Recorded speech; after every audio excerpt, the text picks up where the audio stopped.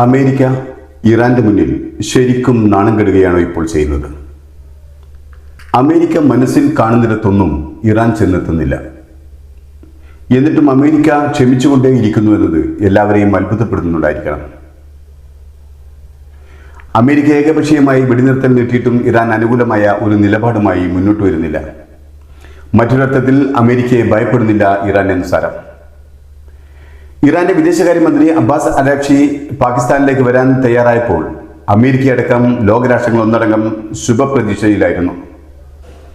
പക്ഷേ പതിവ് പോലെ അമേരിക്കയെ തെല്ലും കൂസാതെ ഇറാൻ പ്രതിനിധി തങ്ങൾക്ക് പറയാനുള്ളത് പാകിസ്ഥാനോട് പറഞ്ഞുകൊണ്ട് ഒമാനിലേക്ക് പോവുകയാണുണ്ടായത്. സത്യത്തിൽ ഇറാൻ പ്രതിനിധി പാകിസ്ഥാനിലേക്ക് പോയത് അമേരിക്കയെ കളിയാക്കാനാണെന്ന് തോന്നിപ്പോകും. ഇറാന്റെ പ്രസിഡന്റ് മസൂദ് പെഷസ്കിയാൻ പാക് പ്രധാനമന്ത്രി ഷഹബാസ് ഷെരീഫിനോട് പറഞ്ഞത്, അമേരിക്ക ഇങ്ങനെ ഭീഷണിയും സമ്മർദ്ദവും ഉപരോധവുമായി മുന്നിൽ നിൽക്കുമ്പോൾ അതിന് വഴിപ്പെട്ട് ചർച്ചയ്ക്കിരിക്കാൻ ഞങ്ങൾക്കാവില്ല എന്നാണ്. അമേരിക്കയ്ക്കും ഇറാനും ഇടയിലെ പ്രധാന തടസ്സങ്ങൾ എന്താണെന്ന് നമുക്ക് നോക്കാം.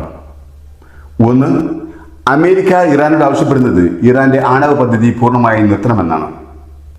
അതേസമയം ഇറാൻ പറയുന്നത് കുറച്ച് വർഷത്തേക്ക് വേണമെങ്കിൽ നിർത്താം എന്നാണ്.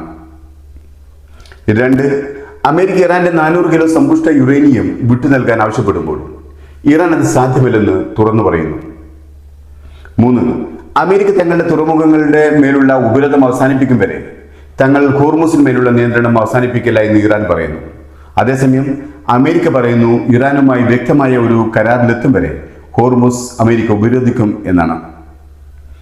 നാല്, ഇറാൻ ഉദ്യോഗസ്ഥർ പറയുന്നത് അമേരിക്ക ഏർപ്പെടുത്തിയ സാമ്പത്തിക ഉപരോധങ്ങൾ നീക്കം ചെയ്യാമെന്നും കൂടാതെ വിദേശ രാജ്യങ്ങളിൽ ഫ്രീസ് ചെയ്ത ഇറാന്റെ ഏകദേശം $20 ബില്യൺ അഥവാ 1.6 ലക്ഷം കോടി മൂല്യമുള്ള പണം വിടുതൽ ചെയ്യണമെന്നുമാണ്. മാത്രമല്ല ഈ ആവശ്യങ്ങൾ ഏതെങ്കിലും സ്ഥിര സമാധാന കരാറിന്റെ ഭാഗമായിരിക്കണമെന്നുമാണ് നിലപാട്. ഇറാൻ പറയുന്നത് അമേരിക്കയും ഇസ്രായേലും നടത്തിയ ആക്രമണങ്ങൾ കാരണമുണ്ടായ നാശനഷ്ടങ്ങൾക്ക് നഷ്ടപരിഹാരം നൽകണമെന്നുമാണ്.